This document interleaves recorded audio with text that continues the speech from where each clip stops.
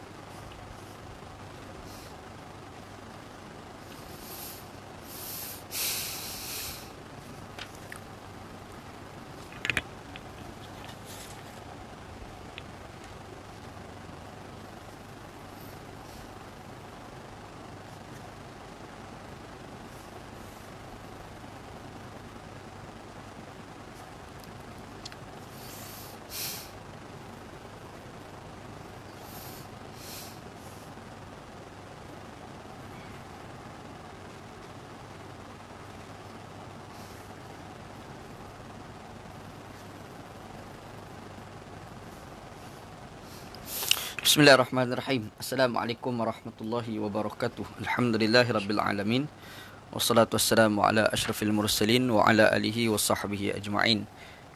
Qala rabbi shrah li sadri wa yassir li amri wahlul 'uqdatam min lisani yafqahu qawli wa saddid lisani wahdi qalbi bihaqqi sayyidina Muhammadin sallallahu alaihi wasallam. Wa ba'da fa inna asdaqal hadis kitabullah wa khairal hadi hadi Muhammadin sallallahu alaihi wasallam. Wa syarrul umuri muhdatsatuha wa kullu muhdatsatin bid'ah. Allahumma 'allimna ma jahilna, ya Allah ya Tuhan kami, ajarkan pada kami apa yang kami jahil, wa dzakirna ma nasina, ingatkan balik pada kami apa yang telah kami lupa. Allahumma faqihna fid din, ya Allah ya Tuhan kami, fahamkan kami agama, wa 'allimna ta'wil, ajarkan kepada kami Al-Quran. Allahumma razuqna ilman nafi'ah, ya Allah ya Tuhan kami, rezekikan pada kami ilmu yang memberi manfaat. Wa amalan salihan mutaqabbala, dan amalan yang soleh dan amalan tersebut diterima. Wa rizqan halalan thayyibah, dan rezeki yang halal dan rezeki tersebut baik. Alhamdulillah, syukur pada Allah Subhanahu wa taala. Pada petang ni kita bertemu dalam siri live Facebook. Agak lewat sikit kalau ikut janji pukul 2, kita agak lewat ke pukul 3 lah. Saya minta maaf. Pada perbincangan kita yang semalam, kat mana kita bincang berkenaan dengan menjadikan rumah ibadat orang bukan Islam, yang asalnya rumah ibadat orang bukan Islam, lepas tu diruntuhkan, lepas tu kita buat masjid. Hukumnya adalah boleh. Kita buat mari hadis Nabi sallallahu alaihi wasallam, yang mana perkara ini pernah disuruh oleh Nabi sallallahu alaihi wasallam kepada seorang sahabat namanya Uthman bin Abil As. Lepas tu yang keduanya berkenaan dengan buat masjid dekat tanah perkuburan, yang asalnya tanah perkuburan yang dibongkar, lepas tu kita buat masjid. Itu pun berlaku juga itu pun dibolehkan di dalam Islam. Dan kita buat marilah hadis Nabi sallallahu alaihi wasallam daripada Anas bin Malik radhiyallahu an. Itu kita bincang semalam. Hari ni kita masuk bab baru, babu fadli man bana masjidan, bab pada menjelaskan kelebihan mereka yang membina masjid. Jadi kalau kita membina masjid, apa kelebihan yang kita dapat begitu. An Uthman bin Affan qala sami'tu Rasulullah sallallahu alaihi wasallam yaqulu man bana lillahi masjidan banallahu lahu mislahu fil jannati, muttafaqun alaih. Daripada Uthman bin Affan radhiyallahu an berkata, aku telah mendengar Rasulullah sallallahu alaihi wasallam berkata, Nabi kata, barang siapa yang membina masjid kerana Allah, Allah Subhanahu wa taala akan binakan masjid untuk dia seumpama masjid itu di dalam syurga. Muttafaqun alaih, disepakati oleh Imam Bukhari dan Imam Muslim. Dalam hadis ni Nabi sallallahu alaihi wasallam menjelaskan kelebihan kalau kita buat masjid dekat akhirat. Masjid macam tu kita akan dapat dekat akhirat nanti. Itu kelebihan dia begitu. Hadis ni diriwayatkan Imam Bukhari dan Muslim. Cuma kalau kita tengok dalam riwayat kitab-kitab hadis yang lain, ada kritikan lah. Contoh dalam Tibrani, dia ada seorang perawi nama Wahab bin Hafs. Dalam kitab itu Wahab bin Hafs tu ada lah, tapi dalam Bukhari Muslim tak ada. Dia banyak turuk, cuma dalam turuk yang ada Tibrani itu dhaif. Begitu juga dalam turuk Ibnu Adi pun mungkar hadis. Ada seorang perawi namanya Al-Hakam bin Ya'la bin Atta'. Itu pun mungkar. Tak apalah.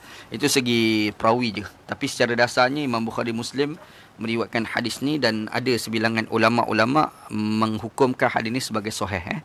Selain Imam Bukhari, yang mengatakan hadis ni sahih adalah Al-Iraqi. Begitu juga Al-Imam Ibn Majah. Taib. Dalam hadis ni, Nabi SAW kata, Man bana lillahi masjidan. Barang siapa yang membina untuk Allah Ta'ala masjid. Dia buat masjid betul-betul kerana Allah, bukan kerana lain. Yadullu ala annal ajra al-madhkura yuhsalu bi bina'il masjid la bi ja'lil ardi masjidan min ghairi bina'in. Dia kata ini menjadi dalil bahawasanya balasan pahala yang disebut di dalam hadis itu terhasil dengan binaan masjid, bukan semata-mata menjadikan bumi sebagai masjid tanpa sebarang bangunan, tanpa sebarang binaan. Maksudnya yang dikatakan dapat pahala itu tapak masjid satu, lepas tu kita buat bangunan. Bila ada tapak dan buat bangunan, barulah dikira sebagai dapat pahala masjid. Kita ni tanah tapi bangunan tak ada. Yang tu kita dapat pahala infak tanah, tapi pahala bangunan masjid tu kita tak dapat. Yang dikatakan bina masjid itu, pahala bina masjid tu bila kita buat bangunan tu. Tu maksud dia, begitu. Wa annahu la yakfi fi dhalika tahwitahu min ghairi husuli musammal bina. Dia kata tak memadai untuk nak dapat pahala dengan semata-mata tahwid. Tahwid ni maksudnya kita buat garisan. Ini mungkin tempat kita jarang kita tahu. Tapi kalau kita pergi kat negara Pakistan, kat Pakistan kita nampak kadang-kadang orang kat sana cara dia dikatakan buat masjid itu apabila dia ada satu tanah, lepas tu dia buat garisan, dia buat petak, dia kata ini masjid. Itu pun sebenarnya sudah dikira sebagai masjid.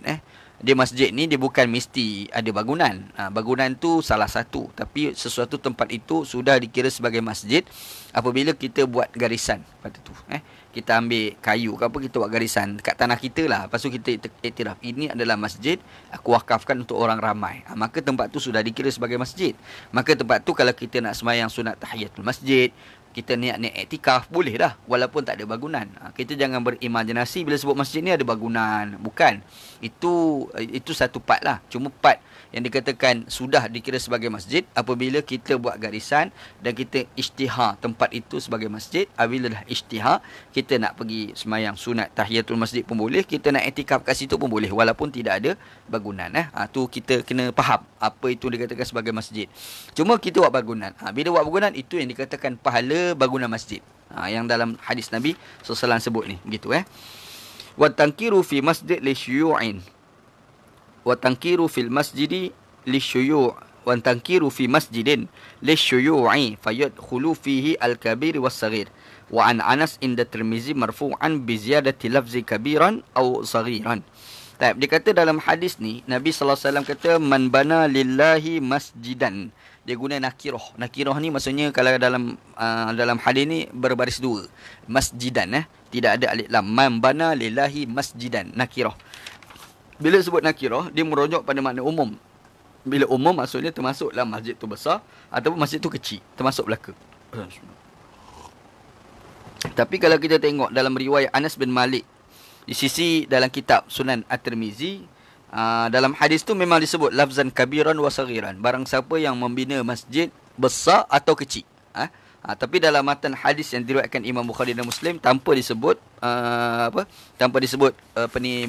kabiran saghiran. Besar kecil tidak disebut. Tapi dalam riwayat Imam Tirmizi ada sebut lafaz saghiran kabiran, besar dan juga kecil. Jadi siapa-siapa yang buat masjid, tak kira besar ke kecil, dia akan dapat pahala dekat akhirat nanti, gitu. Itu satu. Selesai.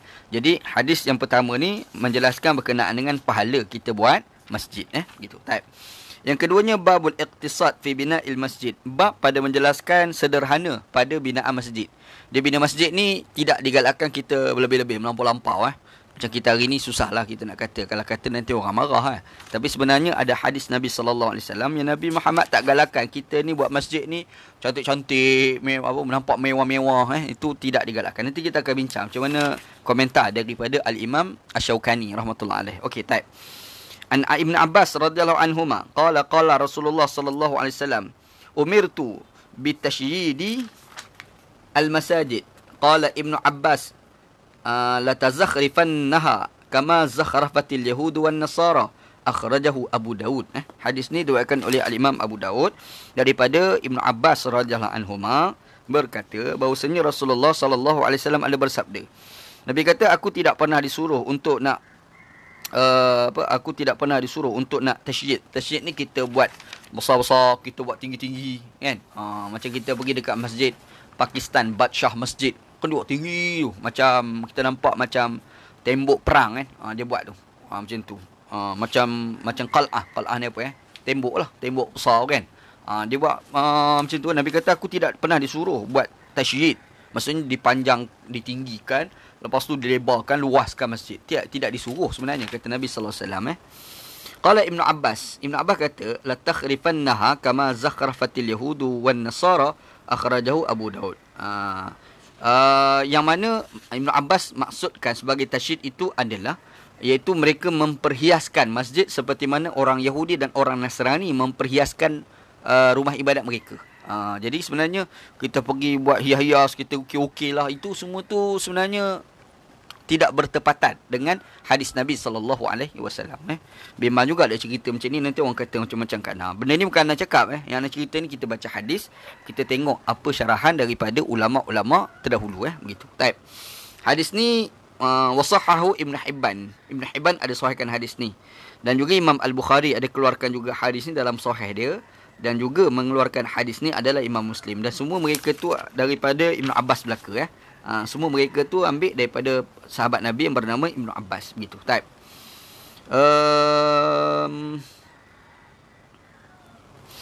Qala Ibn Ruslan, tengok komentar daripada Al-Imam Ibn Ruslan. Hadzal hadis fihi mu'jizatun zahiratun li ikhbarihi sallallahu alaihi wasallam amma sayaqa'u ba'dah. فإن تزويق المساجد والمباهات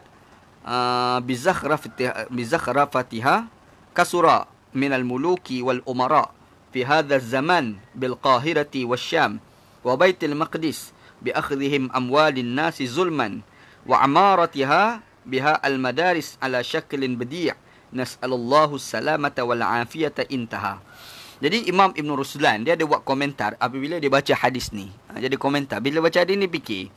Dia kata apa? Ini merupakan satu mukjizat yang nyata daripada hadis yang Nabi Muhammad nyatakan ini. Nabi Muhammad SAW nyatakan, aku tidak disuruh untuk buat masjid ni bermewah, tak ada. Tidak disuruh untuk nak ukir-ukirkan masjid itu sehingga nampak terlalu berhias masjid itu. Aku tidak begitu, kata Nabi sallallahu alaihi wasallam. Jadi Imam Ibn Ruslan kata, Al-Imam Ibn Ruslan dia kata ini betul-betul mukjizat yang nyata daripada apa yang dilakukan oleh apa yang disebut oleh Nabi sallallahu alaihi wasallam. Kerana amma yaqa'u, sebab masa Nabi Muhammad cerita tu belum ada lagi orang hias masjid, buat masjid hebat-hebat ni. Tapi lepas pada Nabi Muhammad wafat berlaku. Lepas Nabi wafat tu berlaku kerana dia kata memperhiaskan masjid dan juga berbangga-bangga. Al-mubahat, mubahat maksudnya ayatafakhar. Berbangga-bangga lah, kita nak tunjuk kita hebat berbanding orang lain. Itu makna mubahat membandingkan kebanggaan. Kita membandingkan kelebihan kita berbanding orang lain. Tunjuk betapa hebat masjid aku compare dengan masjid orang. Macam itulah. Dia kata benda tu berlaku. Kasura minal muluki wal umara. Benda tu berlaku pada zaman selepas Nabi Muhammad SAW, melibatkan kepada pemerintah-pemerintah, khalifah-khalifah, ketua-ketua, gubernur-gubernur selepas zaman Nabi SAW. Fi hadzal zaman, pada ketika dia, pada zaman Imam Ibn Ruslan itulah, bil Qahirati wasyam. Benda ni nampak dekat Kahirah. Kahirah ni Mesir Asyam di Syria. Syam ni Syria, Jordan, Lebanon, Palestin. Ia belaka lah tu Lepas tu Baitul Maqdis di Palestin. Bi akhdhihim amwalin nas, bi amwalan nas, dengan cara mereka mengambil harta-harta manusia zulman, secara zalim. Kan? Ambil cukai yang berlebihan, benda tak sepatutlah. Ambil cukai ni boleh, tapi dia ada base keperluan, bukan bermewah-mewah, tak boleh Kalau kita fikir hari ni bimbang juga nak cerita lah. Tak apalah, tak cerita, nanti orang kata anak macam-macam pula. Jadi ambil harta manusia secara zalim, dan pembinaan mereka itu fi syaklin badi', dengan tujuan estetika. Badi' ni estetika. Dia buat tu nak bagi nampak cantik. Kan berlaku hari ni. Kita pergi pun nampak masjid cantik kan. Lepas tu menggunakan ambil harta rakyat secara zalim. Ni kata Al-Imam Ibn Ruslan. Dia pernah kata macam tu. Masalah hari ni fikir sendirilah. Wal hadisu yadullu ala anna tasydidil masjid bid'atun wa qad wa qad ruwiya an Abi Hanifah at-tarkhis fi dhalika. Dia kata hadis ni menjadi dalil bahawasanya kalau kita memperhias-hiaskan masjid untuk berbangga-bangga itu merupakan bid'ah. Kata Imam Asy-Syaukani wa qad ruwiya an Abi Hanifati an Abi Hanifata at-tarkhis fi dhalika. Sesungguhnya diriwayatkan daripada Imam Abu Hanifah at-tarkhisu fi dhalika. Boleh ada rukhsah. Imam Abu Hanifah kata boleh lah, boleh. Kita bagi keringanan. Imam Abu Hanifah menganggap ada keringanan untuk memperhiaskan masjid. Imam Abu Hanifah. Waruwiya an Abi Talib la karahata fi tazyinil mihrab. Diriwayatkan daripada Ali bin Abi Talib. An Abi Talib, bukan Ali ni, an Abi Talib. Abi Talib ni bukan Abu Talib pak saudara Nabi. Abu Talib sini ada seorang ulama lah pada zaman dahulu. Dia mengatakan tak makruh untuk kita memperhiaskan mihrab. Kalau depan, bahagian depan tu kita nak cantik-cantikkan. Macam kita pergi masjid tu kan, kita nampak orang letak kat tempat imam sembahyang tu kan, dia letak ada tulisan cantik-cantik. Yang tu kata Abu Talib tu, itu tak makruh. Tu kata seorang ulama pada zaman dahulu namanya Abu Talib. Begitu. Ini bukan Abu Talib pak saudara Nabi, ini orang lain ni. Qala al-Mansur billah annahu yajuzu fi jami'il masjid. Ada seorang pemerintah pada zaman dahulu namanya Al-Mansur billah. Dia kata harus pada semua masjid. Dia kata boleh lah. Nanti kita tengok apa kata Imam Asy-Syaukani pula. Qala al-Badru bin al-Munir lima syayyada an-nasu buyutahum wa zakhrafuha nasaba an yudayyu dhalika bil masjid saunan laha anil istihanah. Ada seorang ulama pada zaman dahulu namanya Al-Badru bin Al-Munir. Dia tengok apabila orang telah memperhiaskan rumah-rumah mereka pada era bahawasanya manusia ni dah mencantikkan rumah. Lepas tu mereka pun mereka memperhiaskan rumah dan juga berbangga-bangga dengan perhiasan kecantikan rumah mereka pada ketika itu. Kata seorang ulama Al-Badru bin Al-Munir ni. Dia kata nasaba an yudai dzalika bil masajid saunan laha anil istihanah. Jadi mereka bila buat era itu dah start orang buat rumah yang ada estetika, cantik-cantik, nampak mewah-mewah kan. Jadi dia kata buat begitu juga dekat masjid supaya nak hindarkan orang memperlekeh kepada masjid.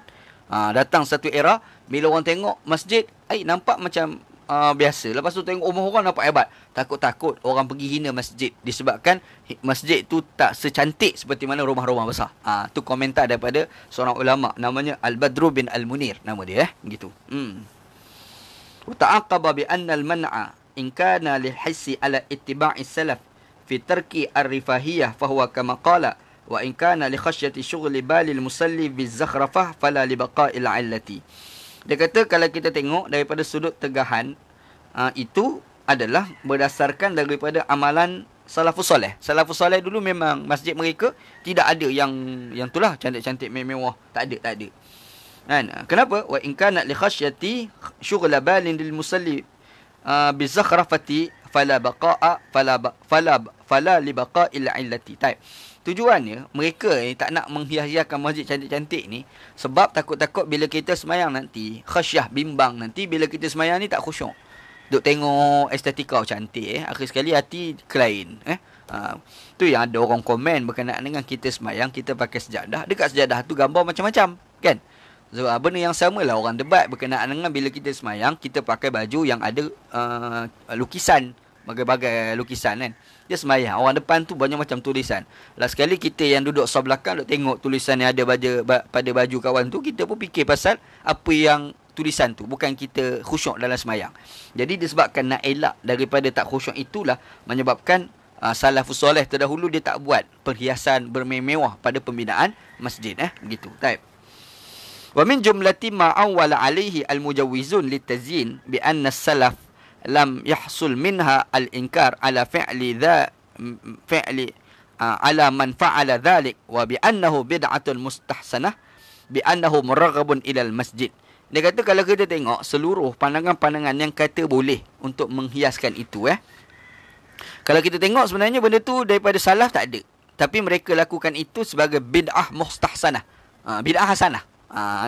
Nanti kita tengok kat bawah apa kata Imam Asy-Syaukani pula. Bid'ah hasanah wa bi annahu muraghabun ila al-masjid, kerana dia kata itu boleh menggalakkan orang datang ke masjid.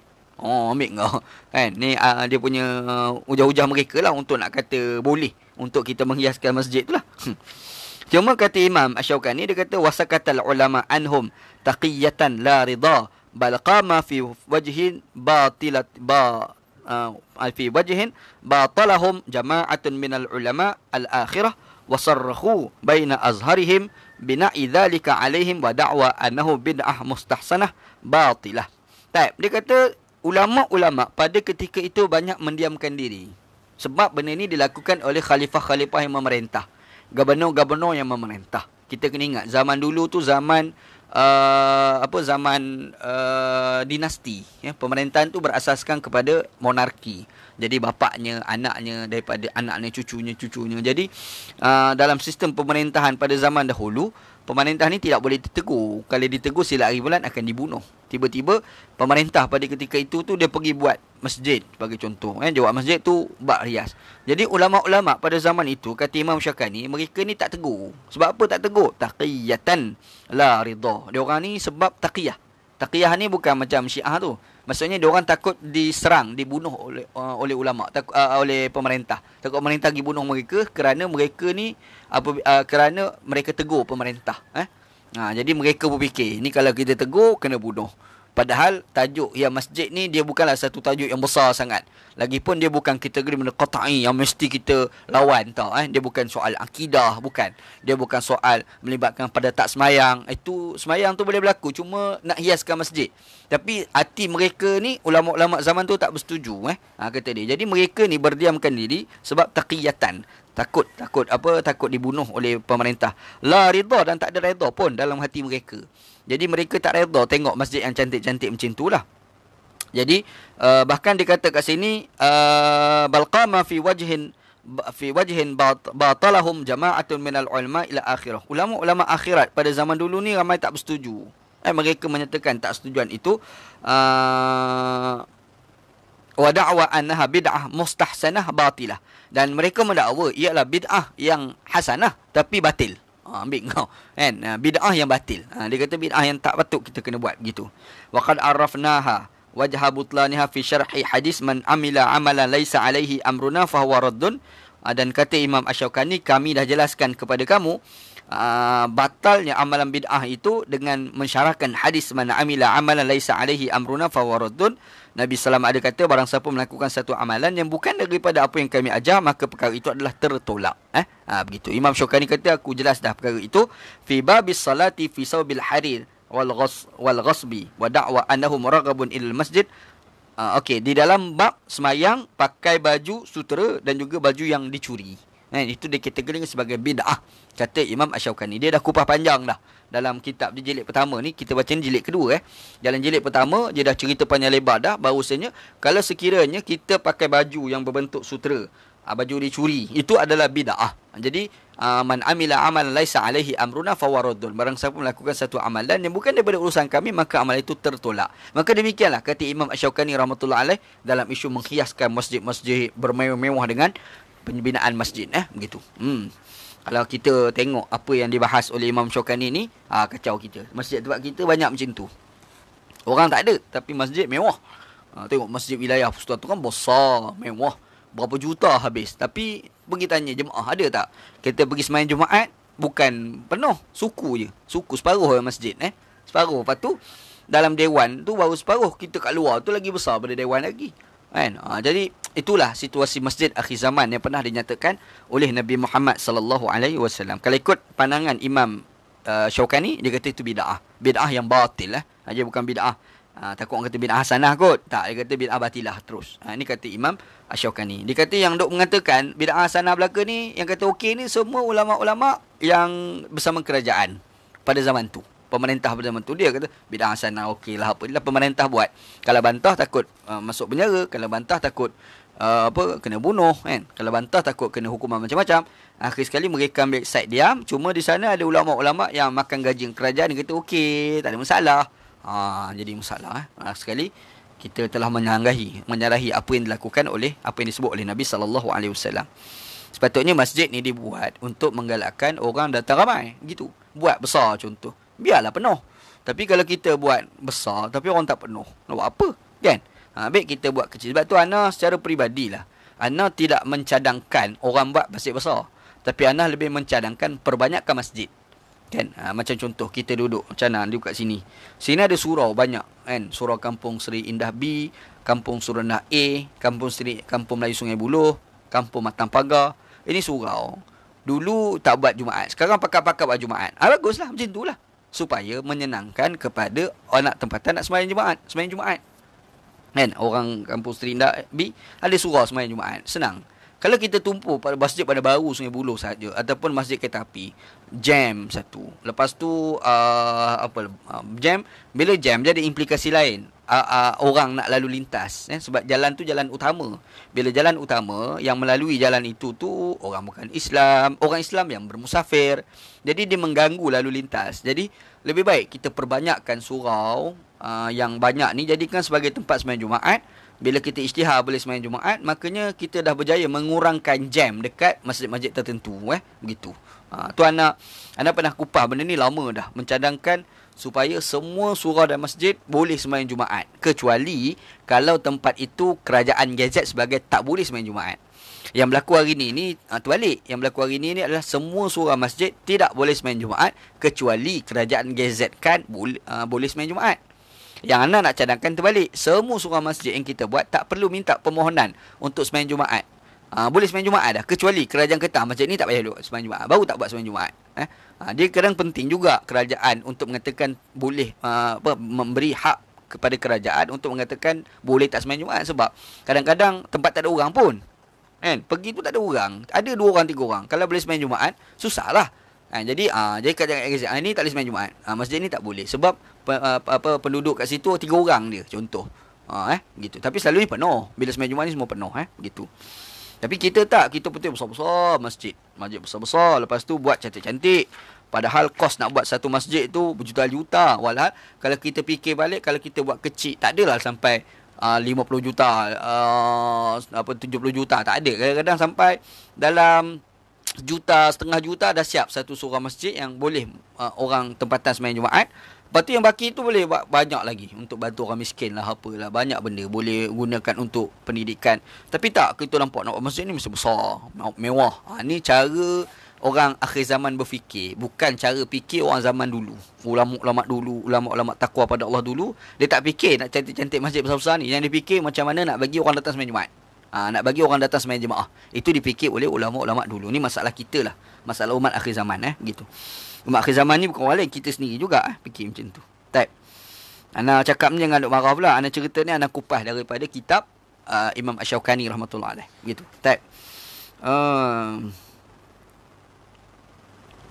Wa da'wa annahu muraghabun ila al-masjid fasidatun li'anna kaunahu da'iyan ila al-masjid wa muraghiban ilaihi la yakunu illa liman kana gharduhu wa ghayatu qasdin nazri ila tilkan nuqush wa zakhrafah. Dia kata ada orang berujar, kita pergi buat bangunan masjid tu cantik-cantik, kita hiaskan mewah-mewah, kita buat ukiran-ukiran dengan tujuan nak menggalakkan orang datang kepada masjid. Dia kata semua ni tak betul belaka. Dia kata, Imam Syaukani kata fasidah, tak betul, fasad, rosak, tak betul semua tu. Kenapa? Sebab dia kata kalau kita seru orang kepada masjid dengan cara macam tu, dia orang datang ni untuk nak tengok estetika. Dia orang nak tengok kecantikan itu, bukan dia orang nak sembahyang, bukan nak dapat khusyuk. Jadi kita dah larikan tujuan dia orang datang masjid. Jadi yang betul ni kita kena betulkan dia orang datang masjid nak sembahyang dan dapat khusyuk dalam sembahyang. Itu kata Imam Asy-Syaukani. Nampak cara dia cerita ni macam merepek sikitlah. Fa amma man kana gharduhu qasdan al-masajid li'ibadatillah allati la takunu ibadatan 'alal haqiqati illa ma'al khusyuk. Dia kata kalau yang sebenar-benarnya orang yang mempunyai tujuan yang betul pergi ke masjid adalah betul-betul nak beribadat kepada Allah dan hakikatnya adalah tidak lain kecuali mendapat khusyuk. Tu betul. Jadi kalau kita buat cantik lah apalah supaya orang datang, yalah orang datang lah masjid tapi bukan nak sembahyang. Dia datang sebab nak tengok yang cantik tu. Kalau dia sembahyang pun jadi tak khusyuk. Ni kata Imam Asy-Syaukani rahmatullah alaih begitu. Jangan pergi potong-potong video ni pergi post Ana tempat lain pula. Ana cerita ni apa yang ada dalam kitab. Kita baca kitab ini. Wa an Anas anna Nabi sallallahu alaihi wasallam. Habis ada yang kedua, kita masuk kupasan ada yang ketiga pula. An Anas bin Malik radhiyallahu an anna Nabi sallallahu alaihi wasallam qala La taqumus sa'atu hatta yatabaha an-nasu fil masajid. Rawahu al-khamsah ila Tirmizi. Wa qala al-Bukhari, qala Abu Sa'id, kana saqful masjid min jaridin nakhal wa amara Umar bi bina'il masjid. Daripada Anas bin Malik radhiyallahu an, sesungguhnya Nabi sallallahu alaihi wasallam ada berkata, tidak berlaku kiamat hinggalah datang satu ketika manusia berbangga-bangga dengan binaan masjid. Nabi sebut dah, kiamat takkan berlaku kecuali manusia berbangga-bangga dengan bangunan masjid. Buat tu bangga, oh masjid aku besar, masjid aku kecil, contoh. Kalau dia tak kata pun, hati kejap bercakap, oh masjid aku cantik, masjid kau tak cantik. Nabi kata berlaku, satu akhir zaman berlaku. Hadis ini diriwayatkan oleh Imam Bukhari, Muslim, Tirmizi, Abu Daud. Semua perawi hadis Sunan Sitah riwayatkan hadis ni kecuali Imam At-Tirmizi. Qala Al-Bukhari, Imam Bukhari kata, qala Abu Sa'id, Abu Sa'id radhiyallahu an berkata, Abu Sa'id Al-Khudri, saqfu apa ni?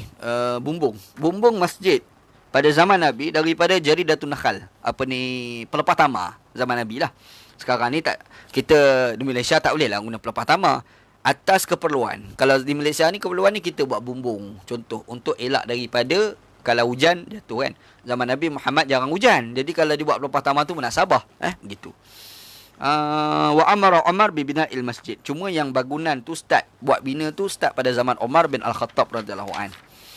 Okey, qauluhu hatta yatabaha an-nasu fil masajid. Hinggalah manusia berbangga-bangga dengan binaan masjid. Ay yatafakharuna fi bina'il masjid wal mubahat biha kama fi riwayatil al-Bukhari an yatafakharu biha bin naqshi wal kathrah. Dia kata mereka ni berbangga-bangga. Yatafakhar ni tafakhur. Tafakhur ni kita panggil apa Kita ni pakai baju cantik, contoh kita pakai baju cantik, jumpa orang. Lepas tu bila kita jumpa tu, kita tengok baju dia tak lawa, kita rasa baju kita smart. Jadi kita ada pandang lekeh pada dia. Itu panggil tafakhur. Itu panggil maksud dia. Maksudnya kita ni buat masjid, lepas tu kita memandang remeh kepada pihak lain. Macam tu. Buat masjid besar cantik. Oh tengok masjid aku cantik pada masjid orang. Macam tu. Kan buat masjid. Oh masjid wilayah lebih cantik pada masjid ni. Masjid ni lebih cantik pada masjid ni. Macam tu. Kan berlaku hari ni. Masjid wilayah cantik. Lepas tu kita bandingkan dengan masjid KLCC. Kita bandingkan dengan masjid kampung kita. Yang tu yang disebut oleh Nabi sallallahu alaihi wasallam. Beringatlah, kena beringat. Benda ni Nabi sebut ni. Imam Al-Bukhari wa fi riwayat Al-Bukhari an yatafakharu biha bin naqshi. Dia bangga sebab apa? Dengan ukiran-ukiran. Masjid tu ada ukiran-ukiran gitu. Wa ruwiya fi syarh as-sunnah bisanadihi an Abi Qilabah qala ghadawna ma'a Anas bin Malik ila zawiyatin fahadarat as-salatu subhi famararna bil masjid bimasjidin faqala Anas ayyu masjidin hadha qalu masjidin ahdasa al-an qala Anas inna Rasulullah sallallahu alaihi wasallam qala sayati 'ala an-nasi zamanun yatabahuna fil masajid summa la yu'ammirunaha illa qalila. Ambil yang ni memang realiti berlaku pada hari ni. Cerita je, Anas bin Malik radhiyallahu an, dia berjalan bersama dengan kawan-kawan dia, ada seorang namanya Abu Qilabah. Tiba-tiba sampai waktu subuh, kita lintas, lepas tu mereka pun lintas kat masjid tersebut lah. Lalu Anas bin Malik dia tengok masjid tu, dia kata masjid apa ni? Dia tengok masjid tu nampak mewah, nampak berhias-hias tu kan. Masjid apa ni dia kata. Lalu orang pun jawablah, bagi tahu masjid ni baru buat, dia baru buat masjid tu. Lalu Anas bin Malik kata sesungguhnya Rasulullah SAW ada bersabda, Nabi kata akan berlaku satu zaman kepada manusia yang mereka berbangga-bangga dengan binaan masjid, kemudian mereka tidak memakmurkan masjid kecuali sikit dia yang datang. Ambil kau, real berlaku. Nak tengok yang Nabi Muhammad cakap ni, pergi masjid wilayah pada time sembahyang Jumaat. Tengok masjid besar tapi suku je. Suku penuh depan soft. Yang belakang tak ada orang. Kalau kita pergi sembahyang subuh, adalah soft depan tu kan. Satu soft pun tak penuh. Masjid negara pun serupa kan. Kita kan bangga bila masjid besar. Padahal orang tak ada pun kadang-kadang Ini sebenarnya amalan yang tak sihat. Berbanding kalau kita nak compare dengan apa yang disebut oleh Nabi sallallahu alaihi wasallam gitu. Baik. Bisqauluhu qala ukinna an-nas wallahu taala alam. Akan datang kita akan masuk berkenaan dengan uridat alayya ujuru ummati hatta qala. Okey, itu insya-Allah lah kita bincang akan datang. Wallahu taala alam. Wallahu alam.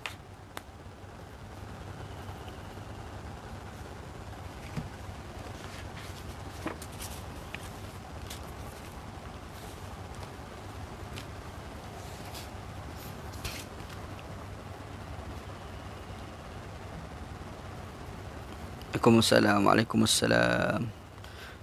Allah boleh bermewah dalam menghias masjid, sedangkan masalah kemiskinan di kalangan umat Islam masih banyak. Yang tu yang jadi masalah tu kan. Kadang-kadang kita buat masjid, masjid ni harga juta-juta, besar, orang tak ada. Ni kalau kritik, orang kata kita salahkan kerajaan. Kita bukan kritik isu salah kerajaan. Yang kita cerita ni apa yang ada dalam hadis Nabi SAW. Nabi dah sebut dah semua ni gitu. Apakah boleh bermewah dalam menghias masjid sedangkan masalah kemiskinan? Kita kena elak lah. Boleh sebenarnya masjid memiliki kubur di dalam ruang solat. Bagaimana? Perlu dialihkan kubur atau boleh saja sujud di kubur tersebut? Dia masalah sujud dekat kubur ni, dia macam mana Okey, nombor satu kita kena beza makna sujud. Definisi sujud tu dulu. Sujud ni dalam Al-Quran yang pertama maksudnya adalah memberi penghormatan.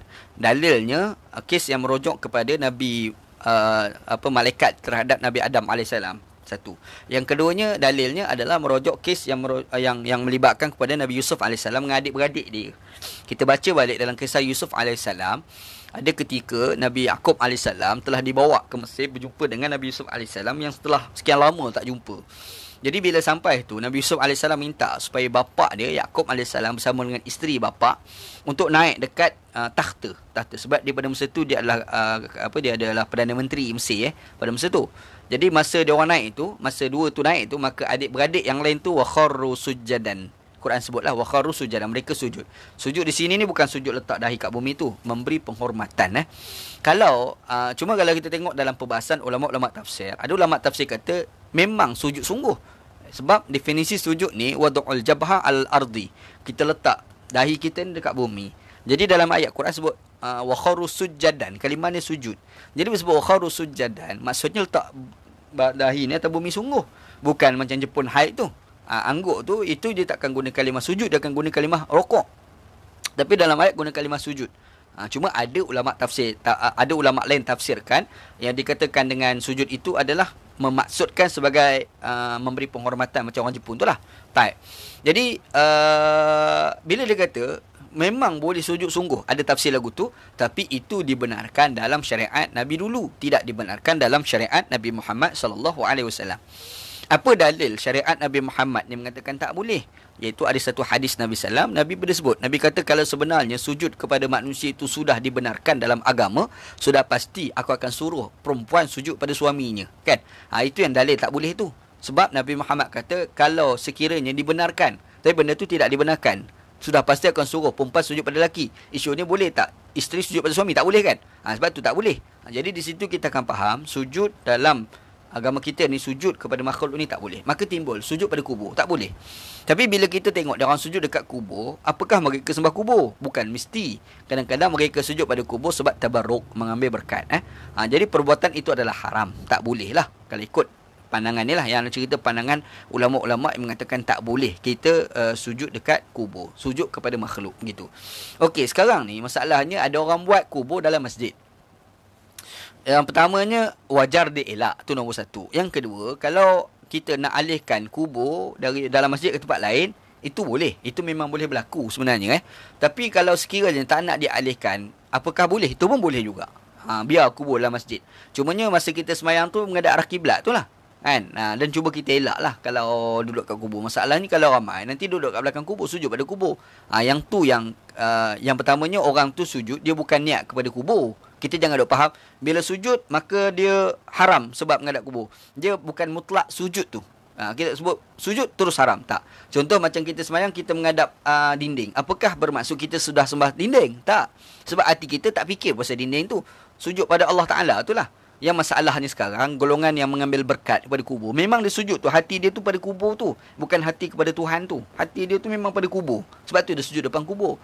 Macam kita semayang dekat tempat yang ramai, celah tu ada kubur contoh, kita sujud, itu bukan sembah kubur. Sebab hati kita tu kepada Allah Ta'ala, sebab ramai-ramai gitu. Sebab tu kalau ingat balik live Facebook Ana dalam beberapa hari sebelum ni, Ana ada cerita dah sebelum ni. Kita baca kitab ni lah, Ana ada kupas panjang lebar dah tentang semayang di kubur. Semayang di kubur tu boleh ke tidak? Kita ada sebut khilaf ulama tentang isu ni lah. Cuma yang terbaik adalah kita elak daripada semayang dekat kubur. Tengok balik live Facebook Anas sebelum ni ada cerita panjang lebar dah. Kita dah baca hadis kupasan imam mazhab dan sebagainya berkenaan dengan semayang dekat kubur. Ingat, tengok balik dalam live Facebook Anas. Begitu. Wallahualam. Dalam 3 live Facebook sebelum ni. Ana lebih bersetuju kita buat banyak masjid berbanding kita buat satu besar. Kan? Kita buat satu besar untuk Jumaat. Tapi waktu sembahyang 5 waktu tak ada orang pun. Masjid tu tak ada orang. Tapi kalau kita perbanyakkan surah masjid, jadi tiap-tiap waktu ni penuh masjid tu. Kalau yang Jumaat penuh, yang lain luar biasa lah. Tapi yang lain tu adalah orang sembahyang. Kan? Dia kadang-kadang satu tempat, contoh kat sini Ana. Kampung Seri Indah B, Kampung Melayu Sungai Buloh, Kampung Seri Indah A, Kampung Matang Pagar. Di sini ada surau masing-masing. Okey, andai semua tak ada surau, orang semayang kat rumah. Sebab nak semayang Jumaat, nak semayang masjid jauh, semayang kat rumah, kan? Okey, orang buat surau, semayang kat surau. Masjid tu kita buat untuk semayang Jumaat. Jadi kalau kita pergi, contoh masjid kereta api, ada kat sini masjid, dia panggil masjid KTM Sungai Buloh. Kita pergi kat situ, masjid tu semayang subuh kadang-kadang 2 orang 2 orang. Tapi Jumaat penuh lah. Buat apa kita nak fokus satu masjid untuk satu masjid, padahal kita boleh buat banyak masjid untuk memudahkan orang semayang jemaah, semayang berjemaah. Lepas tu kita kata pula semua masjid ni boleh semayang Jumaat. Lagi senang.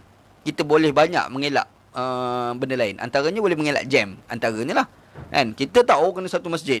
Yang kaya masjid tu 5 waktu tak ada orang pun, kan? Baik kita semua boleh masjid.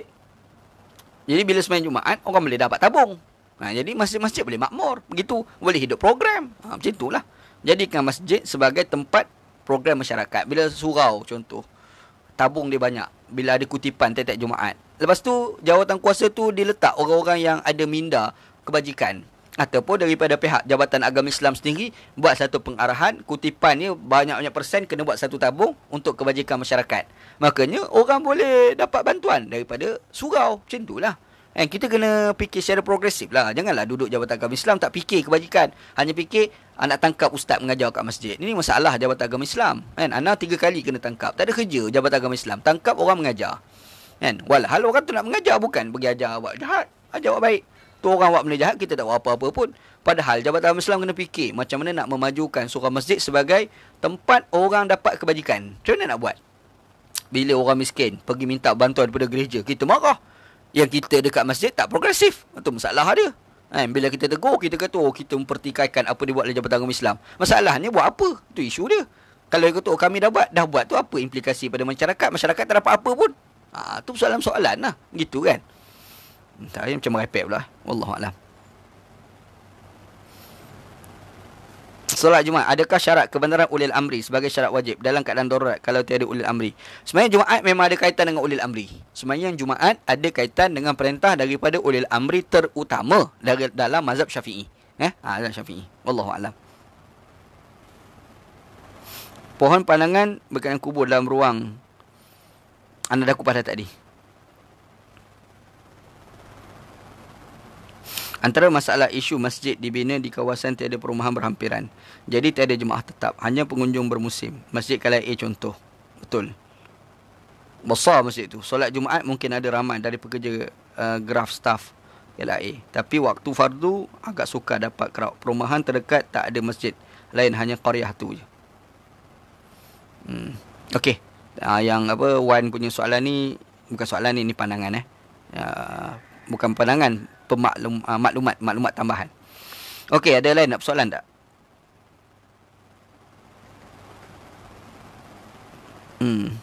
Kita ni gagal menjadikan masjid sebagai institusi kebajikan masyarakat. Macam mana jadikan masjid sebagai tempat orang susah mendapat kemudahan? Nanti kita kena fikir. Jadikan dia sebagai komuniti masyarakat. Masjid ni semayang surau, semayang masjid, semayang kuliah, semayang. Itu je kadang-kadang kan. Cuba kita jadikan macam ni dia sebagai institusi. Kalau orang susah dalam kampung, tak ada kerja, macam musim PKP ni, orang tak ada kerja, masjid pergi cari. Semana yang tak ada kerja tu? Lepas tu bagi bantuan pada ni. Masjid lah. Masjid ni tempat orang berhimpun. Bila tempat orang berhimpun, nak minta derma senang. Gunalah peluang itu untuk projek kebajikan. Tapi kita tak boleh minda tu. Orang Islam tak ada fikir minda tu. Kan? Orang Islam di Malaysia ni dia hanya fikir kebergantungan. Apa-apa harap daripada lembaga zakat, harap daripada badan kebajikan. Padahal masyarakat tu boleh buat sebenarnya. Buat tu macam mana? Jadikanlah berpusat dekat surau dan masjid. Macam itulah kita kena buat. Benda ni dilakukan oleh Nabi SAW. Kita ingat balik, ada satu hadis. Nabi SAW ni satu hari berceramah. Datang orang miskin. Bila datang orang miskin tu, Nabi Muhammad terberhenti. Nabi Muhammad SAW pun masa tu masuk waktu sembahyang. Nabi Muhammad minta bila berabah azan. Bila pun azan. Bila azan tu, habis azan sembahyang. Lepas sembahyang, Nabi naik atas mimbar. Nabi berkhutbah. Nabi sebut berkenaan dengan berkenaan dengan hubungan manusia dan manusia. Menyebabkan ada seorang sahabat ni, dia bangun, dia keluar. Dia ambil kat rumah dia kurma sebiji, dia kerat dua. Sebab dia orang miskin. Dia ambil kurma kerat dua, dia bagi, datang jumpa Nabi, dia ambil sebelah, dia bagi. Dia kata pada Nabi, tolong bagi pada orang miskin yang datang. Lepas tu yang lain ni aku nak makan. Sebab aku pun tak ada makanan. Makanya sahabat Nabi lain pun balik ambil barang-barang yang kaya-kaya itulah. Balik ambil barang, beri pada si miskin. Jadi bermaksud, masjid pada zaman Nabi sudah menjadi satu pusat bantuan kebajikan. Zaman Nabi. Kita tak. Kita sombong orang miskin. Lepas tu kalau ada orang miskin hantar, geng-geng jawatan kuasa ni pekat mengumpat. Ini tuan ni lah. Apa benda tahu? Kita gagal menjadikan masjid sebagai institusi melahirkan kebaikan. Melahirkan kebajikan. Hanya satu part dia kita ambil. Kuliah agama, sembahyang jemaah, tu je. Lepas tu kerja nak kutuk orang. Panggil ustaz pula, mulut kadang-kadang ustaz ni ceramah kutuk orang kat masjid. Apa benda tak tahu? Orang bukan Islam tak nampak kebaikan disebabkan masjid, disebabkan perangai kita. Kita kena ubah cara kita berfikir. Kita kena jadikan masjid sebagai institusi kebajikan masyarakat. Bukan semua kita nak cover. Kalau kampung Anan ni kampung Seri Indah, surau tu untuk kampung ni lah. Kampung Melayu tu buat untuk kampung Melayu. Boleh cover untuk kampung tu. PKP ni berapa ramai orang tak ada kerja, kadang-kadang tak ada makan, tak ada minum. Masjid tu pergi carilah ni, orang ni masalah, anak Korea kita ada masalah, bagi bantuan. Macam itulah yang patutnya. Benda ni anda tengok berlaku di Pulau Pinang dekat Masjid Taman Semilang sahaja. Pengalaman anak mungkin ada tempat lain. Cuma cerita pengalaman anak masa anak kerja dekat Pulau Pinang dulu, ada satu masjid, anak duduk kat satu taman. Taman tu Taman Semilang. Masjid tu memang betul-betul jadi pusat kebajikan. Sehingga kan kalau ada orang dialisis, dia kena bayar. Masjid kata tak bayar, masjid bayar. Lepas tu ada kematian, masjid kata tak payah bayar, semua masjid uruskan. Bila ada kematian, ahli keluarga dia meninggal, makanya masjid akan urus tanam jenazah, urusnya sampai siap. Lepas tu kenduri pula, nak buat tahlil, masjid buat. Kat rumah tak yang jemaah orang rumah datang dekat ahli keluarga dia datang kat masjid, kita buat kat masjid, boleh makan. Tu kat Taman Semilang. Pergi kat Pulau Pinang, cuba cari masjid Taman Semilang. Dia punya nazir dia tu anak baik dengan ni, Datuk Abdul Halim nama dia. Datuk Abdul Halim Al-Arabi. Dia punya susah tu Mahmud Rashid. Memang dia buat kebajikan. Itu contoh yang kita kena buat. Macam mana masjid sebagai institusi kebajikan kepada masyarakat gitu. Wallahu a'lam.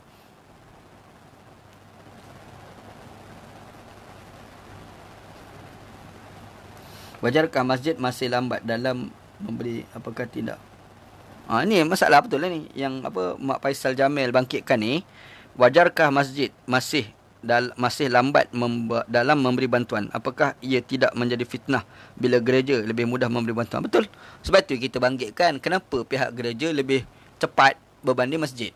Padahal mereka gereja tak dapat bantuan pun daripada pihak kerajaan untuk nak buat gereja. Tak ada. Masjid ada peruntukan. Kita nak buat masjid, kita boleh dapat dana awam, kan? Gereja tak dapat, kuil tak ada, semua tak dapat.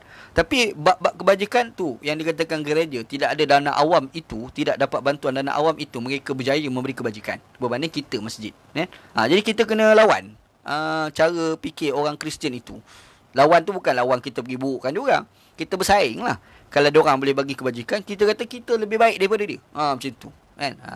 Contoh tu lah Masjid Taman Semilang. Pergi kat Pulau Pinang, dekat kawasan Parlimen Matang Pauh, cari satu tempat nama Taman Semilang, pergi ke masjid tu. Di masjid tu pergi jumpa dengan dua orang kat situ. Yang pertamanya Datuk Abdul Halim, yang kedua Mahmud Rashid. Ana baik dengan dia orang ni. Ana masa belajar masa ana kerja kat Pulau Pinang dulu, ana banyak senang sebab dua orang ana baik dengan Datuk ni dengan Mahmud Rashid, dia banyak tolong. Banyak sangat tolong dia. Gitu. Wallahu a'lam. Nak tarik anak muda datang masjid. Kalau bawa hiburan anak muda kebenar main game. Ana rasa yalah, kita nak ajak anak muda ni bukan mesti main game. Banyak cara kita untuk ajak anak muda pada masjid. Antaranya mungkin kita boleh buat perlawanan bola sebagai contoh. Lepas tu kadang-kadang kita kena buat program-program yang menyebabkan anak muda seronok dengan masjid. Antaranya makan, kan? Kita angkat banner ceramah ustaz. Anak muda sebenarnya kita dulu dengan sekarang senang, sekarang lagi senang sebenarnya. Kita ada ustaz-ustaz yang anak muda suka. Azhar Idrus contoh, kan? Ni anak muda suka. Kita panggil ustaz-ustaz macam ni datang kat masjid kita, angkat banner tulis makan. Khusus untuk anak muda sebagai contoh, kan. Biar dia orang datang sekali dua kali demi makan. Tapi lama-lama memang dia orang dah lekat dengan masjid bila dia orang dengar ceramah-ceramah daripada ustaz-ustaz yang boleh menarik mereka pada masjid gitu. Wallahu a'lam. Tafsir Al-Kahfi malam tadi tak buat. Ana tak sempat buat. Malam tadi ana ada meeting dengan kawan seorang di Pulau Pinang. Meeting cara ni lah, cara live ni. Betul tu ustaz. Saya pun jadi malu bila PKP tahun lepas dapat bantuan. Kadang jumpa ahli qaryah kat kedai makan. Lain macam je orang pandang. Macam orang miskin tak boleh beli makan kat kedai je. Tu masalah ha. Kita sepatutnya orang masjid. Ana tengok banyak orang masjid ni, dia bukan semua. Ana cerita ni segelintir. Yang kadang-kadang jadi attitude yang tak baik. Dia datang masjid, dia mula nak pandang hina pada orang tak datang masjid. Apa benda ni? Islam tak pernah ajar benda macam ni. Ada pula anda pernah dengar ustaz-ustaz kita sendiri duk ceramah. Anda dengar sendiri ni. Ni cerita, ni kat Selangor lah cerita ni. Dia ceramah, dia kata kita ni kena ingat tu orang-orang yang tak datang surau masjid tu. Kalau sekira dia buat kenduri, jangan duk pergi, boykot dia. Apa benda ni? Agama tak ajar benda macam ni. Tapi ni fatwa ustaz lah. Bagaimana tak tahu. Dia buat macam tu. Dia kata kita kena boykot dia. Biar padan muka dia sebab tak datang masjid. Pernah tak kita fikir kita menjauhkan dia daripada masjid lagi? Punya tak cerdik ustaz duk ceramah. Kita nak bagi orang datang masjid, kan? Satu lagi ni, kita suka benci geng tabligh tu. Apa sebab nak benci geng tabligh tu? Geng tabligh tu mari ajak orang pergi masjid. Ni kita pergi benci. Buat apa? Tak setuju dengan dia. Beberapa pandangan-pandangan agama dia tak ada apa. Temu apa kita benci dia. Kenapa?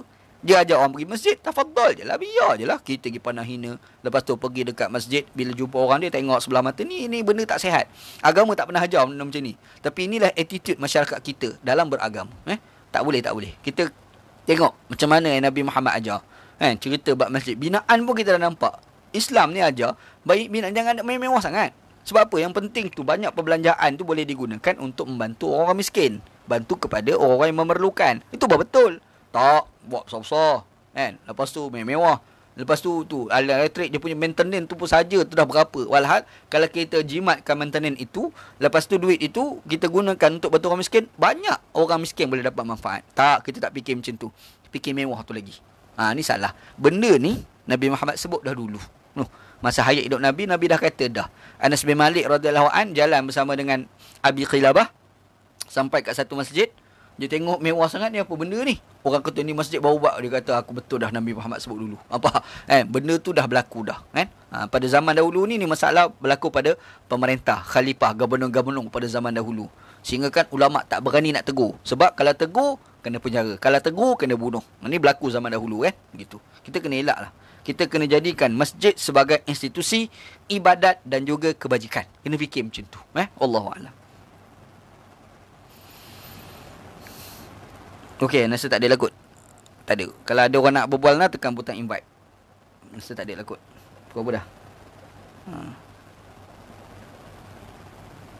Okey. Wallahu a'lam. Tak ada. Wallahu a'lam. Sallallahu ala sayyidina Muhammad wa ala alihi wa sahbihi ajma'in. Walhamdulillahi rabbil alamin. Assalamualaikum warahmatullahi wabarakatuh.